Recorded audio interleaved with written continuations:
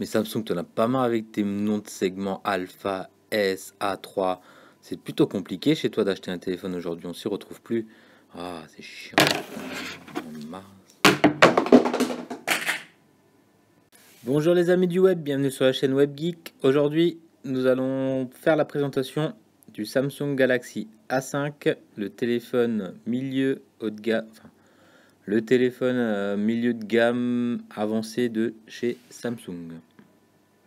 Commençons par le tour du produit. Donc, comme son petit frère le Galaxy A3, le Samsung Galaxy A5 dispose d'un châssis en aluminium qui est très agréable, comme on avait dit sur la précédente vidéo sur le A3.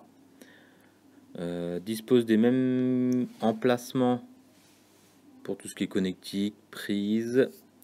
Nouveauté maintenant chez Samsung, on retrouve une nano SIM, toujours l'extension de mémoire, le bouton verrouillé, donc rien sur la tranche supérieure, et le bouton volume qui est très bien fini ici, avec son petit liseré argenté dessus, donc c'est plutôt agréable et, bien vu par Samsung. Alors ce Galaxy A5 dispose en termes de caractéristiques d'un écran de 5 pouces, donc un écran qui est plutôt agréable à manipuler avec les rebords très fins et la tranche supérieure et inférieure qui sont moins larges qu'un iPhone 6. Tourne sous Android 4.4 compatible à 4G, donc sans problème. Une résolution, on est en HD 1280 par 720, donc c'est plutôt agréable par rapport au A3. Quand on regarde le A5, ben c'est la texture autour des logos, autour des lettres est beaucoup plus agréable. Donc c'est vrai que si on avait les deux côte à côte, ça serait enfin, sur la caméra, ce serait difficile à vous montrer, mais à l'œil nu, on voit une légère différence quand même. Donc si on est plutôt amateur de beaux écrans avec de belles textures, je vous conseille plus le A5 que le A3. En termes d'appareil photo, donc Samsung nous sert ici un appareil photo de 13 millions de pixels à l'arrière, donc qui est un appareil photo plutôt agréable à utiliser, qui prend des photos plutôt correctes. C'est pas un photophone non plus, mais pour tout ce qui est adolescent et personnes Sur la face avant, on va retrouver un appareil photo de 5 millions de pixels qui sera dédié pour les selfies.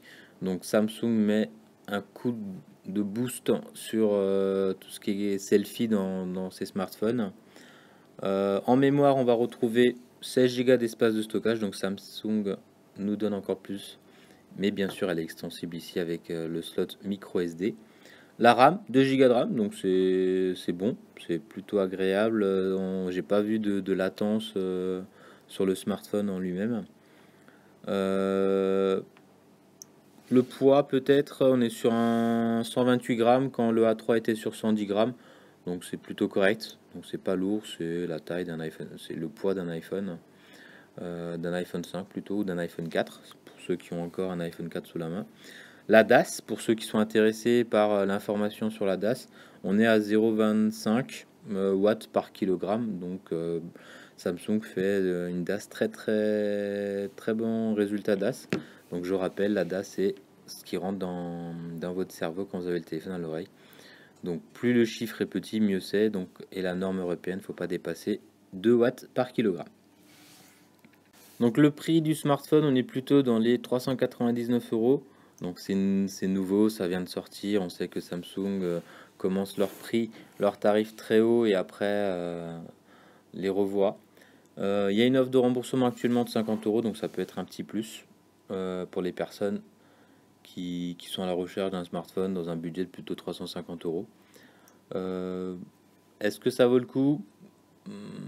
Pour les personnes qui aiment avoir un joli téléphone qui sera agréable à manipuler au quotidien et un téléphone plutôt fin avec de belles finitions, des bons matériaux, oui, je vous le conseille. Mais aujourd'hui, on peut avoir à ce prix-là des très beaux téléphones chez Huawei, chez Motorola éventuellement.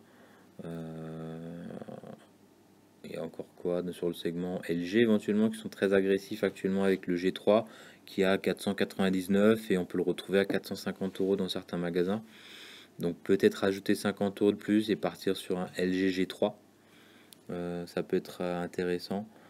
Mais pour ceux qui sont fanats de Samsung et qui ont tous les segments Samsung, ben pour eux, il n'y a rien à dire. Ils ont déjà fait leur choix. Voilà, vous avez découvert la petite prise en main du Samsung Galaxy A5 dans sa robe blanche qui est aussi disponible en noir. Pour plus de questions ou d'informations sur le produit, savoir où on peut le trouver, à quel tarif, quelles sont les offres du moment, vous pouvez me laisser un commentaire en bas de cette vidéo. Je vous remercie de l'avoir suivi et on se dit à très bientôt pour une prochaine vidéo sur la chaîne WebGeek. Voilà, encore un segment A3, A5, ils vendent des voitures chez Samsung maintenant ou quoi? On peut plus retenir toutes les catégories, hein, il y en a marre.